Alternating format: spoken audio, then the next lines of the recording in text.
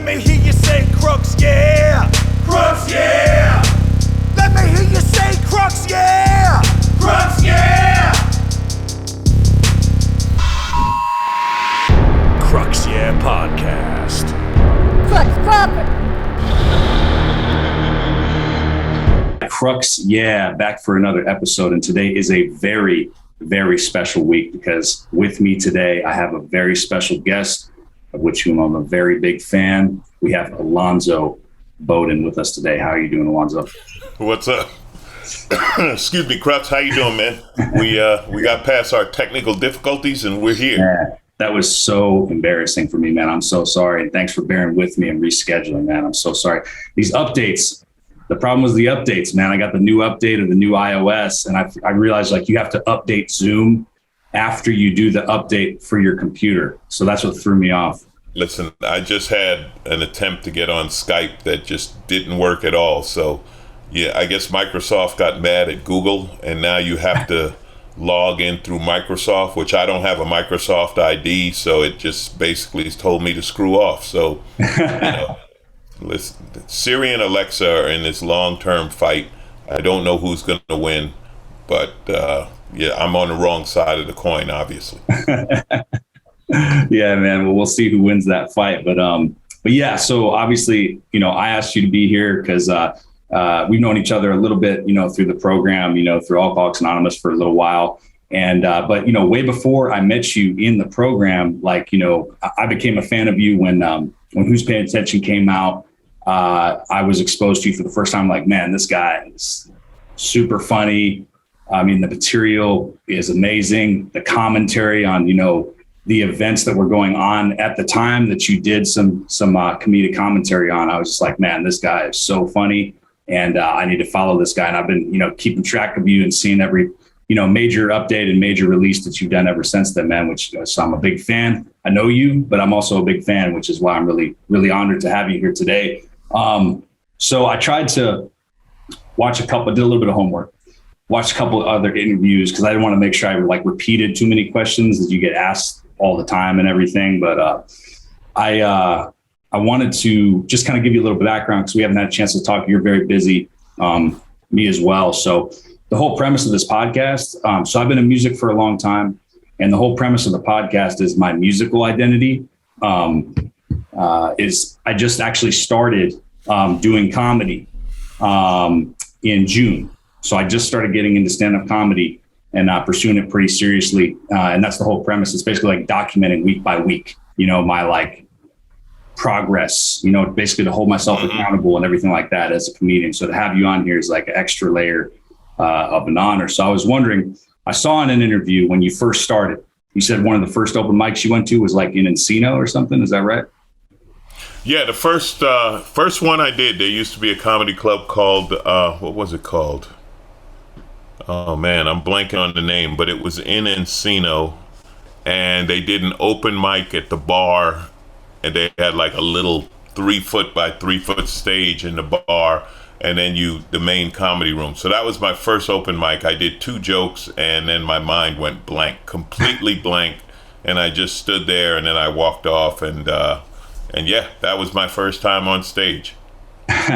How long? So when that happened to you, did that just ruin your day? Were you like, oh man, I can't believe it? Or did you just get back on? No, actually, I was in this comedy writing class, and the graduation was doing a show for, friends and family or whatever, or the comics who were in the class. We were all rookies. So that was going to be on Saturday night. So I think it was like Wednesday, me and this other guy had an idea of going to do this open mic. So it didn't deter me. It was just like, wow.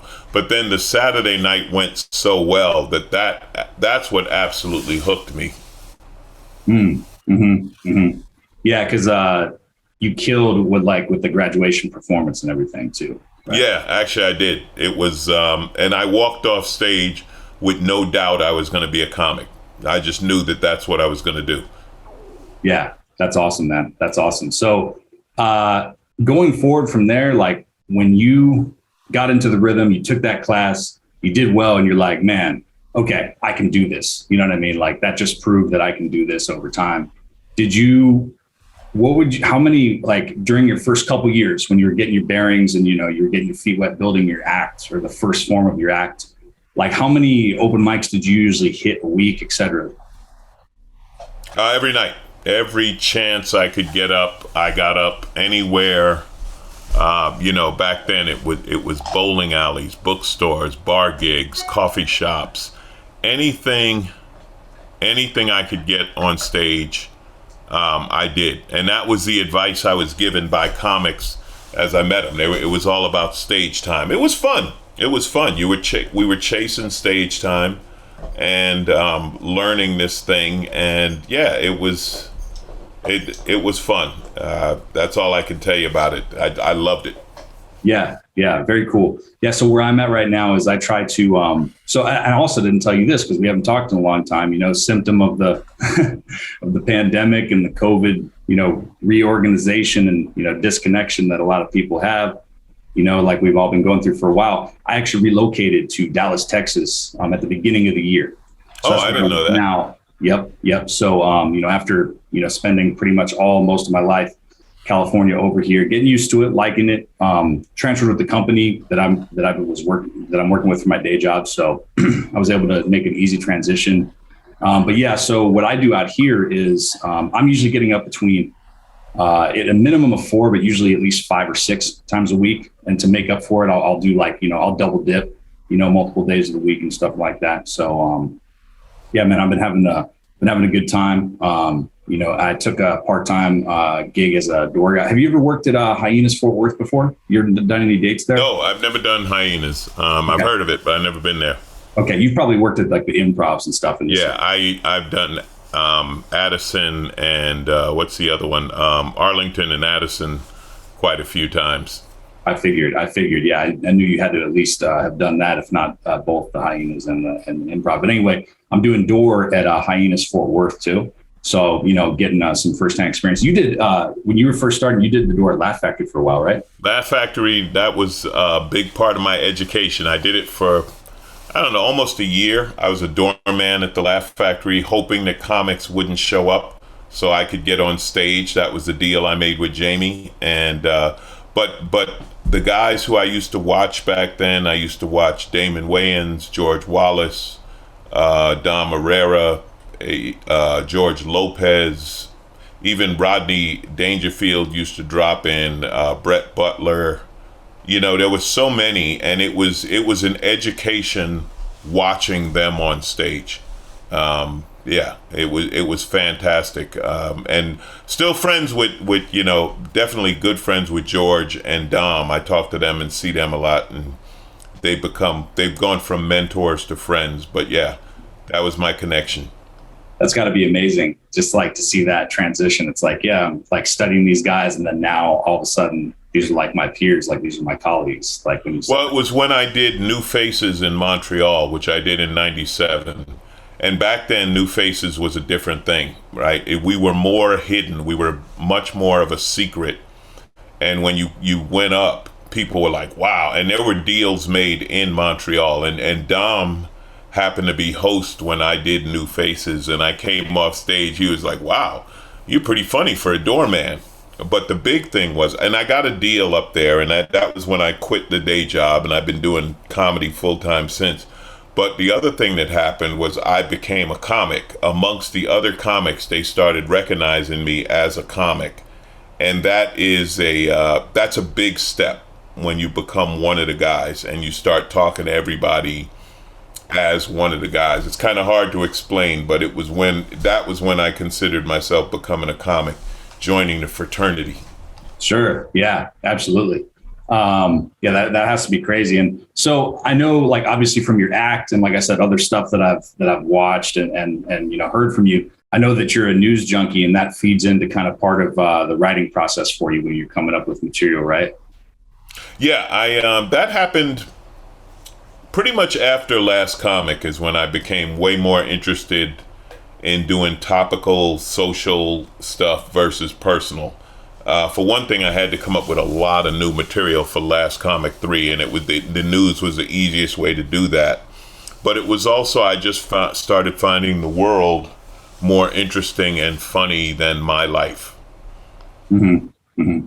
Yeah. So, with that being said, over time, like with like the writing style and like coming up with new material and stuff like that, has that dramatically changed and evolved for you over time, or has that pretty much kind of like your same approach and how you're like kind of just making a daily, like, do you do a daily practice, or is it just kind of stream of consciousness, like whatever flows into your mind? No. I read the news as stuff strikes me as funny. I do notes on it. Sometime on stage, I'll definitely do stream of consciousness. I mean, there was a club called Dublin's, a bar we were doing in Hollywood from like 2000 to 2004. It was ridiculously creative for me because I went up every Tuesday, and this was a place where we were becoming who we are. That it was when Dane Cook became super famous. It was Ralphie May, Ken Jeong, Craig Robinson, Bobby Lee. All of us were there every week. Sebastian, I could go on, and we were becoming who we would be as comics. So that back then, every week I would just sit on stage with a notebook and go stream of consciousness and be writing it as I was saying it. Unbelievably creative. I absolutely loved it, and yeah, that was a big part of my experience. Wow. Yeah, that's very cool. That's very cool. So, and then like with that, so multiple, successful comedians that I've heard interviews with, or, got like, just heard their kind of take on, stand-up comedy. They've been doing it for a long time, like yourself. I'm interested to know if you agree with this, because I'm sure obviously you've heard this before, maybe you subscribe to it or you don't. Some comedians that have been in the game a long time will say, if you're new and you're starting out, by the end of the first year of doing stand-up comedy or so, you need to have significantly found your voice, like how you present. Oh, no, not even agree close. With that or disagree? Not even close. No, okay. Not a year. One of the better pieces of advice I got when I was new was from Thea Vidal.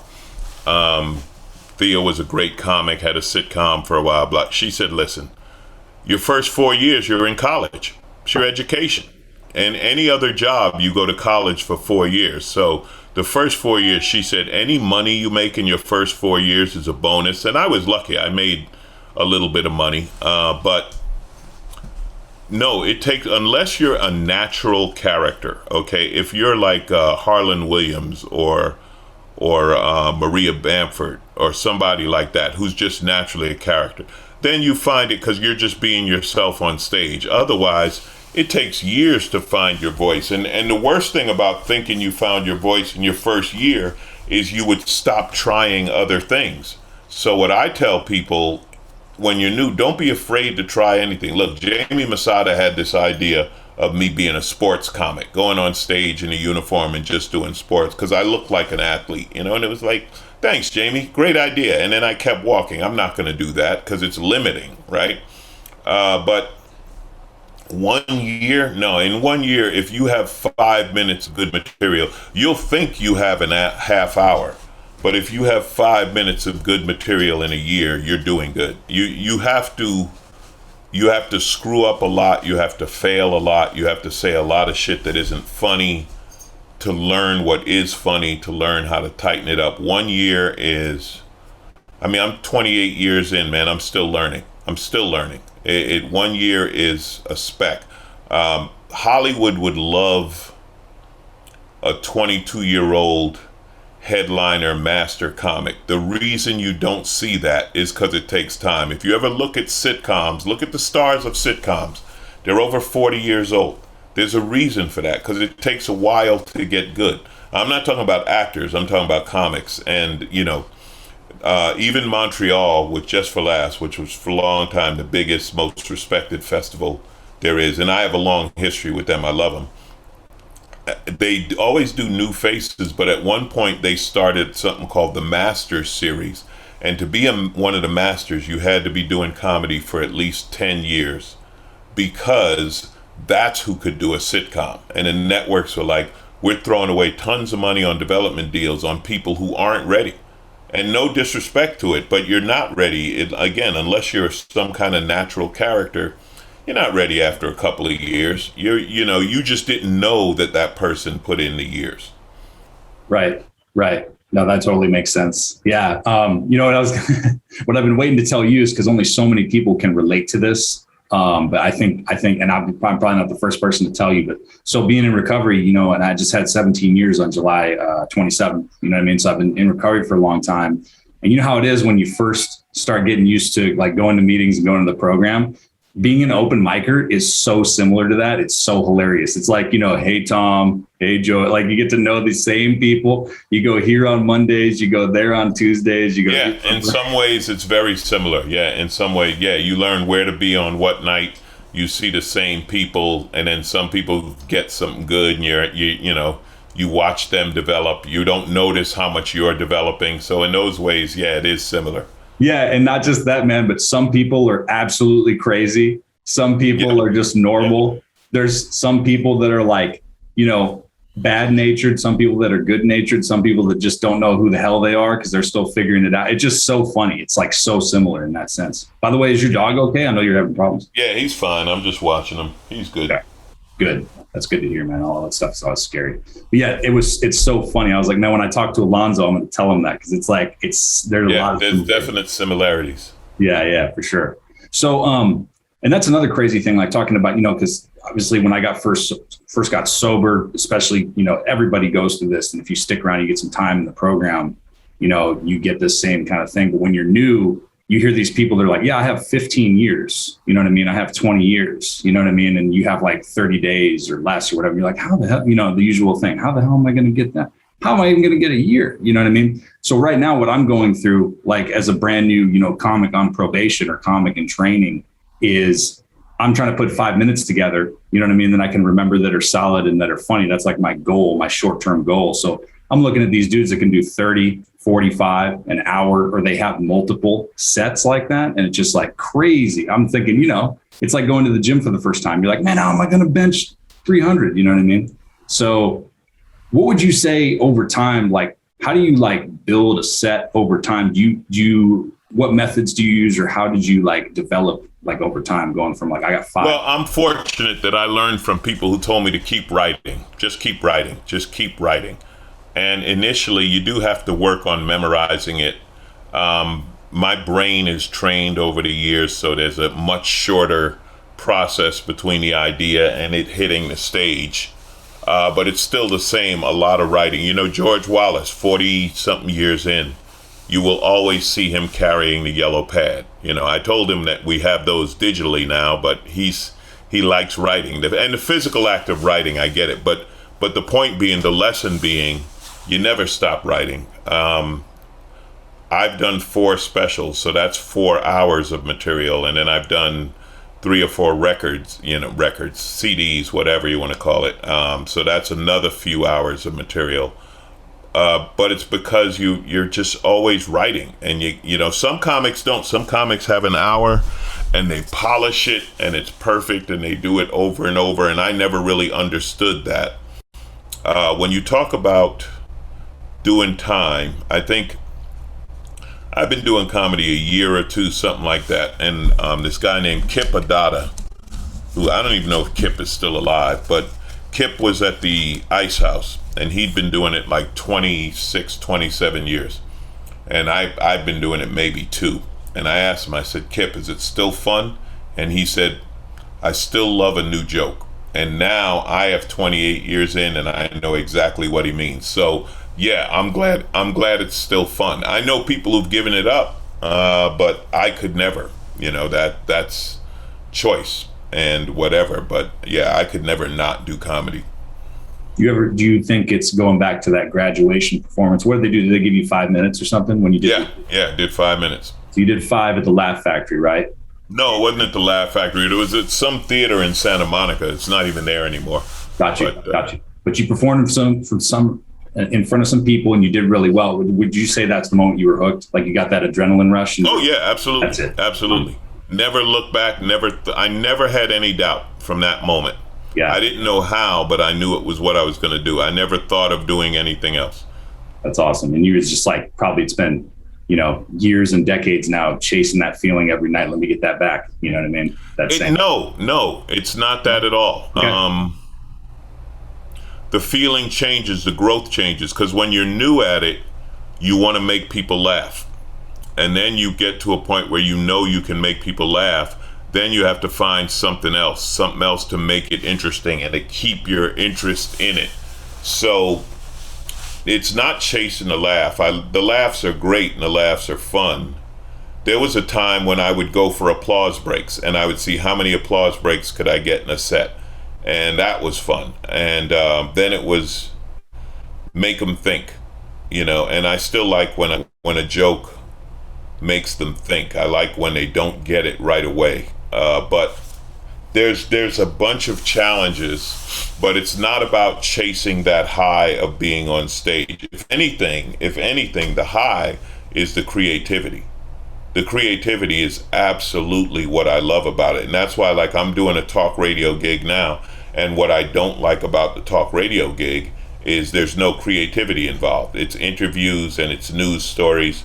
There's no creativity. There's thinking, but not creativity. And that's why I don't like the job. I'm bored with it for that reason. No, it's all, for me, the creativity, something new, coming up with something, saying something in a moment that is funny in that moment, may never be funny again because you can't recreate the moment. That's the gift. That's what I love. Got it. Yeah, because I assume, once it becomes, like you just said, like when it becomes a norm and you're, of that strength, you're like, yeah, I'm going to make people laugh. I've delivered these jokes multiple times. I know they work. I know my stuff works. It's got to be, it's like Bill Murray in Groundhog Day, where he just becomes a master of that day, right? So it's like, let me see what I can do. Let me see how I can stretch this. Let me see how I can stretch that. Yeah, absolutely. It's tags, it's new ideas. And it's also, you can almost tell how long a comic's been doing it by what they're talking about. You start out talking about your family and your friends because that's what you know. If you're young, you're going to talk about partying because that's what you do. Then you go through a bodily function era where I'm telling you, this is what goes on. And you talk about that. You go through a sex era, you talk about that. Travel, when you start traveling, you start talking about traveling. Airlines, hotels, today it's Uber and all of that stuff. You because you're developing, right? Like Paul Reiser said, when he got married and had a baby, he said, "Oh, this is great because I needed something new for my act."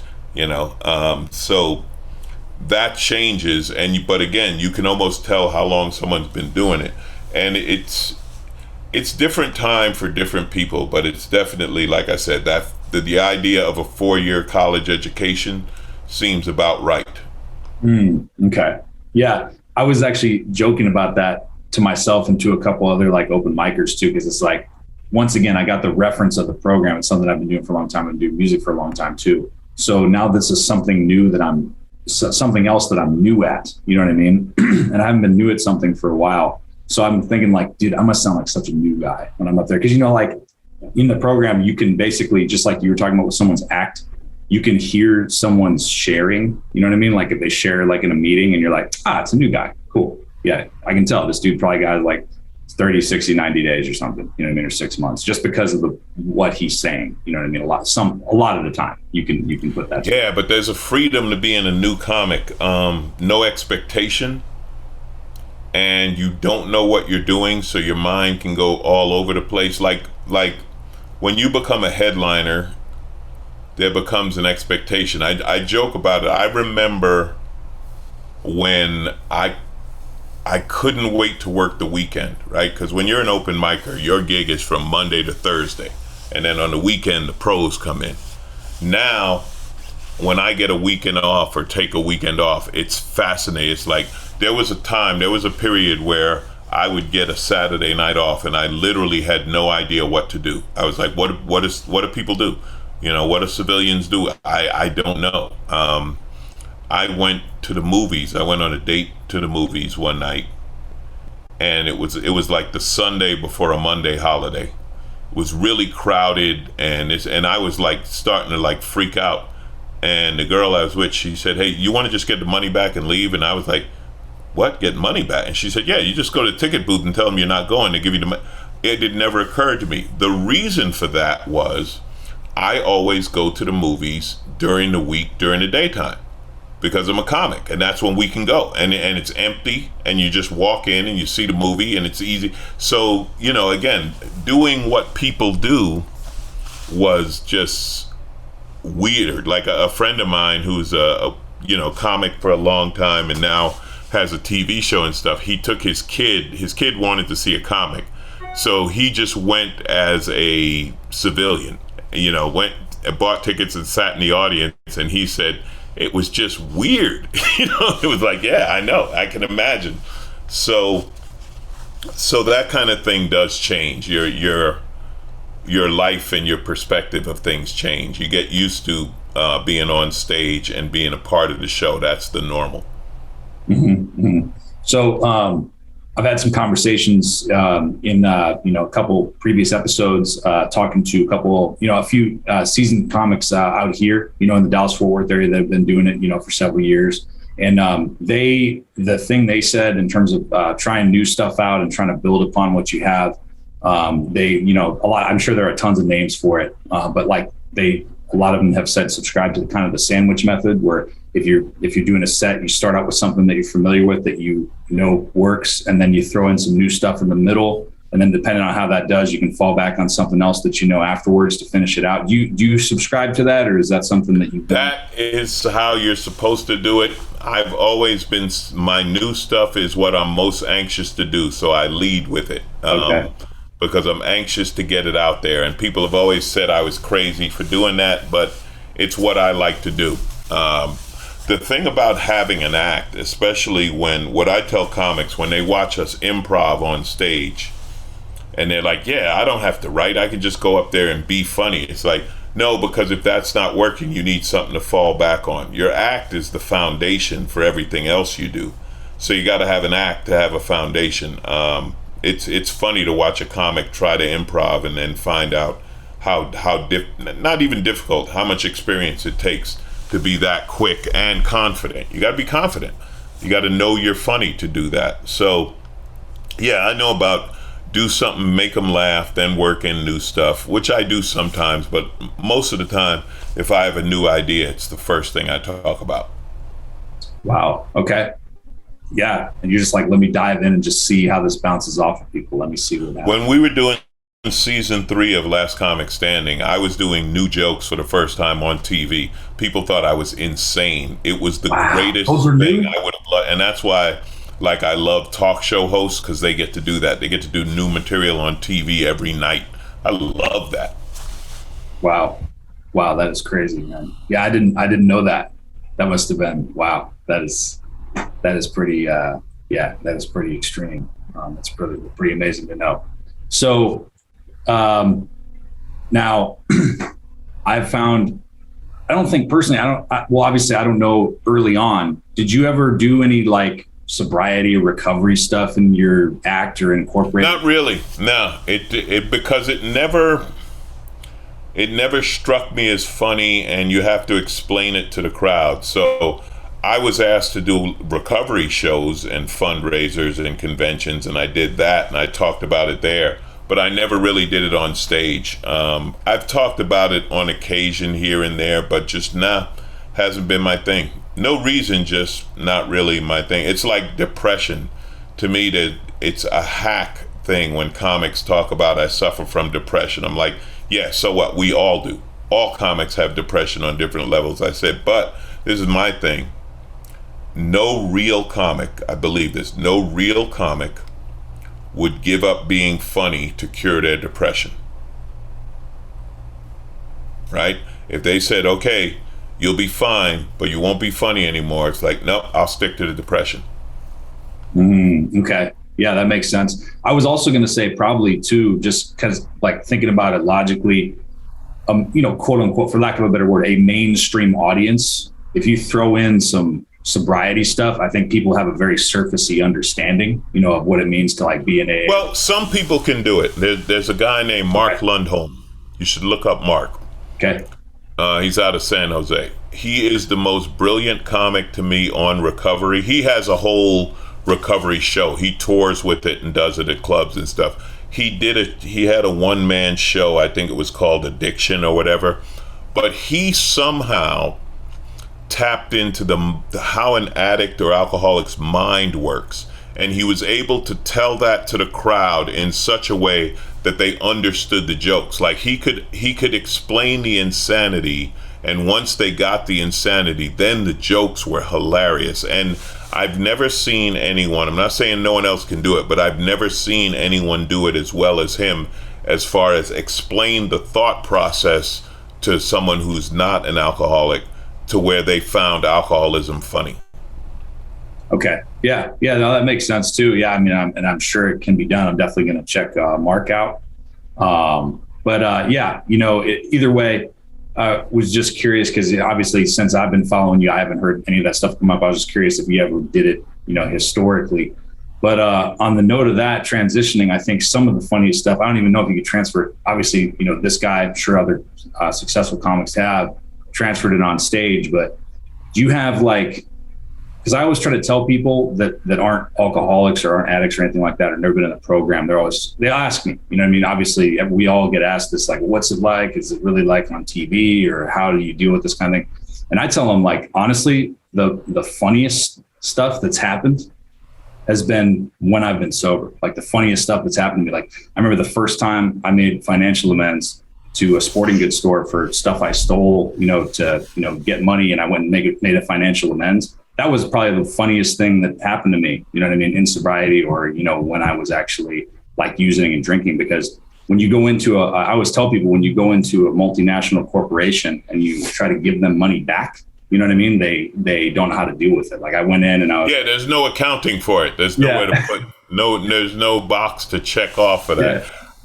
I've had so many experiences. Well, one thing that's different with me and a lot of comics is I've been sober my entire career, because I started doing comedy at 5 years of sobriety. So I don't have drunk cocaine stories of, blacking out on stage, being high, being drunk, whatever. I don't have any of that. So yeah, the funniest stuff has been sober, because I've been sober the whole time. So yeah, right. Yeah, man, because it's always interesting, I always try to tell people the funniest things or the hardest things that have that I've done or that I've had to overcome or live through is the stuff that while I was sober. Making amends to people when you're sober is way harder than making amends for stuff you did when you were under the influence and all that. But another thing that I know you do, and you're you do a lot of stuff with, is you're a big fan of jazz and do the jazz cruises. It's a genre that I've never really personally gotten into, probably because I'm, I don't know, too dumb, or it's some of the some of the best musicians and some of the best music and so much stuff, if not all of American popular music originates from it. Who are the contemporary artists that you recommend to listen to? You mean jazz artists? Yeah, because obviously I know stuff from early 20th century. So here's the thing. I've always loved jazz. The connection between comedy and jazz goes way, way back. What we have in common, jazz artists and comedians, is creativity and improv. Jazz musicians play in the moment. So when they play a track, it's going to be different every time they play it. Just like a comic's going to do a set, that set's going to change. One of the highest compliments I got, or I felt personally, was improving on a jazz cruise, making fun of the musicians and the moments and this and that, and they were like, man, that's jazz. What you're doing up there is straight jazz. And coming from them, that was a huge compliment. Some of the people I'm listening to now, Marcus Miller, Robert Glasper, there's so many, Christian Scott, it's a long list, right? Who's creative in jazz, Christian McBride, Kamasi Washington. There's so many. The thing that they're doing now, especially Robert Glasper does it a lot, Derek Hodge does it a lot. They're bringing in hip hop. Everything, jazz music has had so many umbrellas. It's taken in so much, and now you see hip hop and a lot of hip hop samples people don't even realize. Like Bob James. Bob James is this guy. If you saw him, white guy, I guess Bob now is probably in his 60s, maybe 70. You would never guess how much his music is sampled in hip hop. You would, Bob James is all, I joke with him, like, you like hip hop? He's like, man, I love hip hop, because his mailbox is full of hip hop money. But Bob James, for example, he wrote a cut called Angela, which is the theme to the show Taxi. And, his keyboard player, he's done so much. It's hard to explain, but what I love about jazz is the creativity and mastery of their instruments.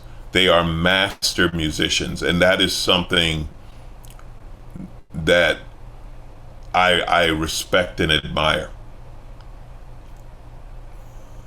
Absolutely, they are, for sure. That's 100% fact right there. But so this is another thing, transitioning kind of back and forth, music and comedy. Another thing I wanted to ask you is, so my personal experience is, playing live and talking to other musicians I've known that have played like in other countries, other parts of the world, as Americans, right? So you start off with the American experience because that's where we're from.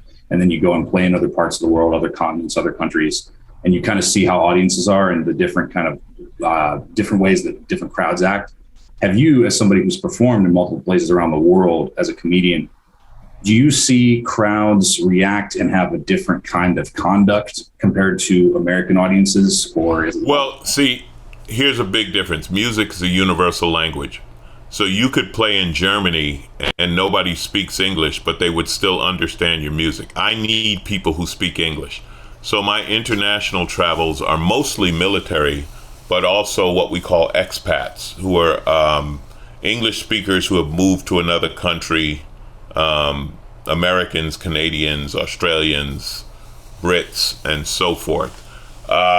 When you do any of those, they really appreciate a taste of America. They appreciate entertainment and language they understand, because if you're living in, for example, when I was in Hong Kong, if you're living over there, you're not getting a lot of live entertainment in English. The reaction is really good. An interesting thing is, being a Black American, they know how much of American culture comes from Black people, so they have a huge appreciation for it that we don't get at home, which is why you see so many Black musicians prefer playing in Europe and Asia, because they're appreciated more. The audiences are open. Sometimes the audiences, Canada, which I love working in Canada. Canadian audiences are smart, and they have a great sense of humor about themselves. So you can joke about Canada. When you joke about the United States, listen, most Americans don't know 5 cities in Canada. Canadians know our politics. They know everything. I say that United States is the #1 reality show in Canada. They're watching us and laughing their ass off. Like right now, the anti-vaxxers, they're like, wait a minute, there's a vaccine and people are consciously fighting against it. We're like, yeah, I know. And the anti-vaxxers and the anti-mask people are the same people, and they're like, you've got to be fucking kidding. It's like, no, we take stupid to another level. So you see things like that. And Americans are clueless because Americans don't travel the world. So every other country, people travel the world, and they have a understanding and usually a respect of other cultures, whereas Americans have none of that.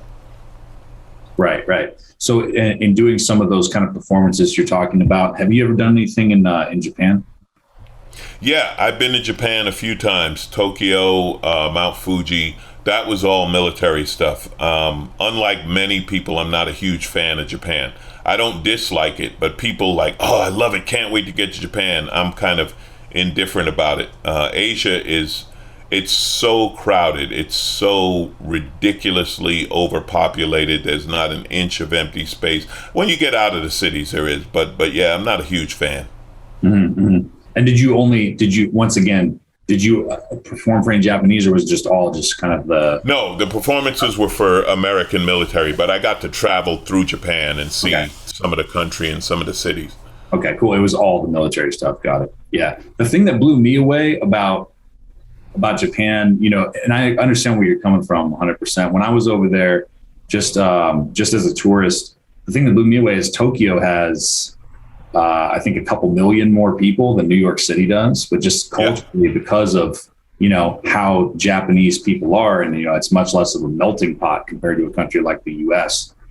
Everybody's so reserved and everybody's so, I don't think I ever heard anybody so much as go like, hey, on the street or anything like that. I'm walking through and it's just like, oh my God, people are quiet everywhere on the subway. It just blew me away. So many people, you know? Well, it's called being polite, which Americans are not known for.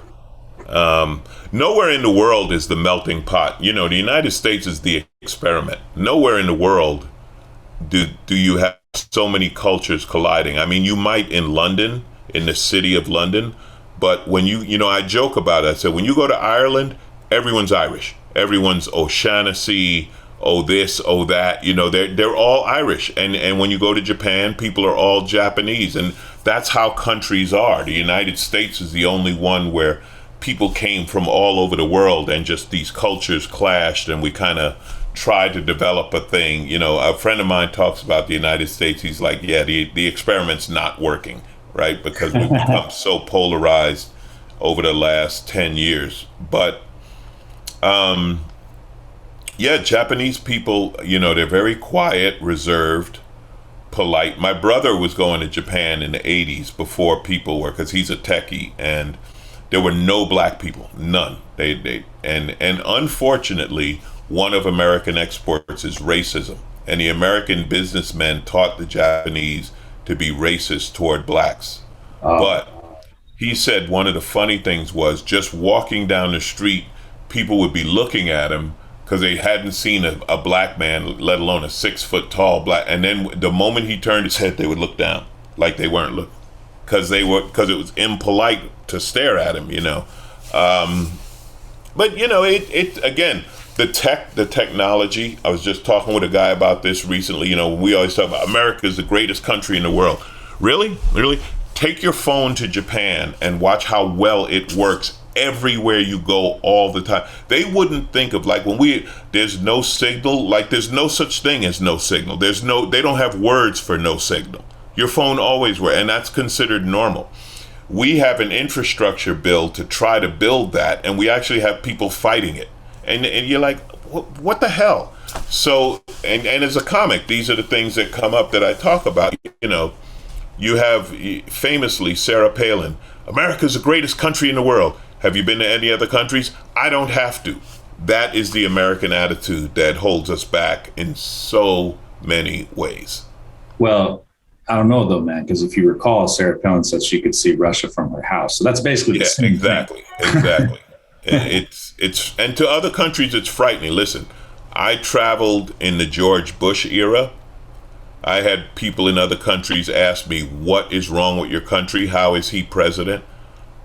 Same thing with Trump. People are like, what happened? And I was like, don't look at me. We gave you Obama. And you know, it's the world was fascinated when America elected whatever Donald Trump. The world was like, are you kidding? Like, you used to be the United States of America. You used to lead, and we've lost that status. We have lost our status. Right. Well, just like I've heard you say before, you know, on podcasts, you said, you know, unlike a lot of different, you know, major world events throughout history, and especially obviously modern history, you know, because United States is such a new country compared to a lot of others. You're talking about COVID and stuff as an event was like one of the first times where the world did not follow in recent times, that the United States was not followed. The lead was not followed. You know, we weren't there. And the world was like, what the hell is wrong with you? You know, we have people and leaders who actively don't believe in science. And the world, people just like, no. And you know, the world is connected now through the internet. So it's not like we don't have a monopoly on any of this anymore, you know? So yeah, they're and I love my country. And you know, this is one of the things that they get on comics about, right? Because comics are generally very liberal. And they're like, you hate the country. It's like, no, stupid. We love the country. We're mad because we know we could do better. We know that school shootings should not be ordinary. We understand that. And the rest of the world does, and like I joke about it, like if you have a 50-round clip for self-defense, maybe you need to wonder, why do 50 people want to kill me right now? What the hell is wrong with you? When you take your AR-15 to the grocery store and you don't see anything wrong with that, the rest of the world is like, yeah, okay, we're done. Right. Yeah, exactly. Right. It's like unheard of. But here we're like, oh yeah, that happened again. Yeah, it's true. So one of the final things, we're getting to the end here. So I want to ask you, because I really want to get your opinion on this.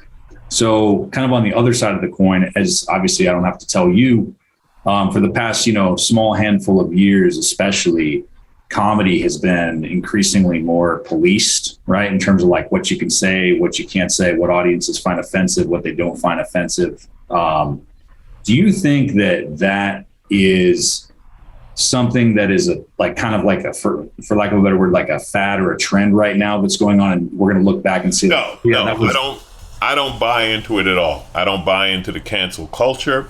I don't buy into what you can or can't say, not in the least. I always say, I wish I could get canceled. You know why? Because it's great publicity. It's phenomenal publicity, okay?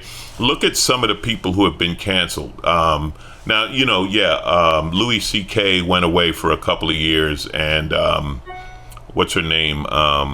Kathy Griffin. Yeah, even though Kathy Griffin live was selling out more theaters than she ever had. She was selling out like crazy.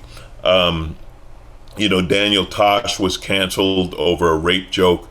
I wish I had any of his money. I wish I had 10% of Daniel. It's bullshit. Listen, when the crowd hears it, they laugh. Now, if you're going to judge a comic based on something we said 10 years ago, yeah, it's going to be incorrect. You know why? Because society changes, language changes, right? I used to do a joke in the 90s that, man, I'm looking for a special kind of woman. I'm looking for a woman who could take a punch, right? That was funny back then. It's not a joke for now, and I get it. And I have jokes about Me Too and the other side of Me Too and stuff. Society changes. One of the things I love about New York's the greatest city to do comedy, because if it's funny, they'll listen. They don't care about someone's feelings getting hurt.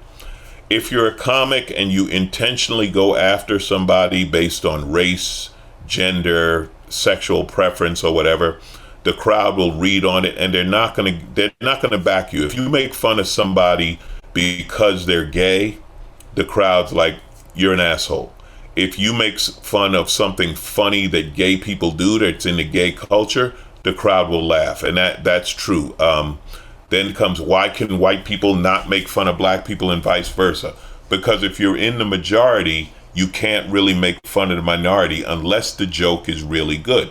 I'm 6'3". If I go around picking on short people, that joke is mean. If I make a joke about me in relation to a little person, that's funny, because we're opposite extremes of the norm. No, be funny.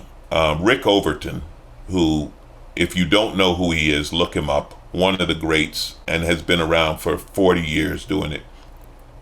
When we had the, quote, alternative comedy movement going on, and everybody was putting their act on a music stand and reading the jokes and not doing punchlines and this and that, Rick told me when he said, don't worry, it always comes back to funny. It always comes back to funny. That's all you have to remember. Right. I like to say, I wish I could be canceled. Now, when you look at Dave Chappelle, look at Dave.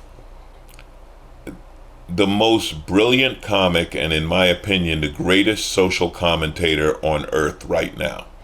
Has he said things that have pissed him off? Absolutely.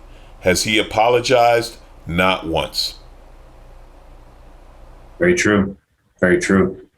Well, once again, I know that you're a very busy man, Alonzo, so I do appreciate you, giving me some of your time today. I've been telling all kinds of younger comics out here about you and having them check you out. This podcast, I'm promoting a lot because I do have some people that follow me with my music identity and everything. And I'm going to be promoting the hell out of it. What else? What do you have going on? Do you have anything upcoming that you want to promote? Well, like I said, I'm doing KBLA Talk in LA. You can go to KBLA1580.com. I'm doing that right now. People ask, what's the next special? I don't know yet. I'm still writing and developing material. I'm live, AlonzoBodden.com. I'm always going to be out there doing live shows. So that's the main thing I would say right now is just come support me in my live shows. I love and appreciate it. I never figured out how to get famous. Here's another thing I'll tell you. Seriously, with new comics, okay? I came up in an era. I started comedy right after Johnny Carson. I started comedy when Def Jam was huge.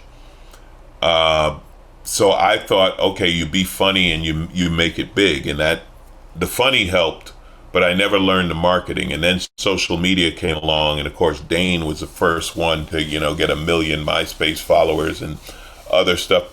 I never worked on promotion, and I knew comics that worked on promotion more than they worked on their comedy, and we used to make fun of them. We couldn't stand that.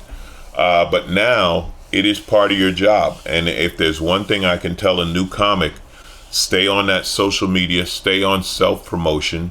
When you talk about the program, that's a tough one because the program is all about humility and the business is all about bragging, right? So I've done well. I'm happy with my career. I always say I'd love to have a couple of $1 million in the bank. I'd love to be able to buy cars the way Russell Peters does, who's a friend of mine. I love Russell. But learn to promote yourself and make that part of your job. Make that part of your job. I was talking with Godfrey. He did it all during the pandemic, and he developed hundreds of thousands of followers by being on Instagram Live every day. People have told me, you got to go live, man. You're great. I just don't put the time in. And I'm telling you, it is something that I should do. And then, I have a publicist and some other people working with me on that. As a new comic, do that. Work on your act and work on promoting yourself. It is part of your job. Something I heard, you say you heard something and you didn't hear it. I was told this a long time ago and I didn't hear it. And then one day I heard it. No one is responsible for making you famous. No manager, no agent, no publicist, none of them. They don't care. They want you to be famous and then cash in on it. Very rarely, especially now, back in the days of Seinfeld and Drew Carey and all that, managers developed comics and they made them stars. Not now. They want you to bring it to them. They're sitting in an office in Hollywood. They don't know who you are. They don't give a shit. They want you to walk in with a ton of followers and sell that. So, right. To the new comics, work on that. Make that part of your job. But don't forget, you got to be funny because ultimately you're going to be on stage. We work solo. Unlike musicians, I don't have a band. It's me. So be funny. Yeah, absolutely. All right. Well, ladies and gentlemen, this has been Alonzo Bodden. Once again, thank you very much for your time. I'm going to be putting all the links in there so you can check Alonzo out everywhere. And we will see you next time. Crux Nation, Crux, yeah. Let me hear you say Crux, yeah. Crux, yeah.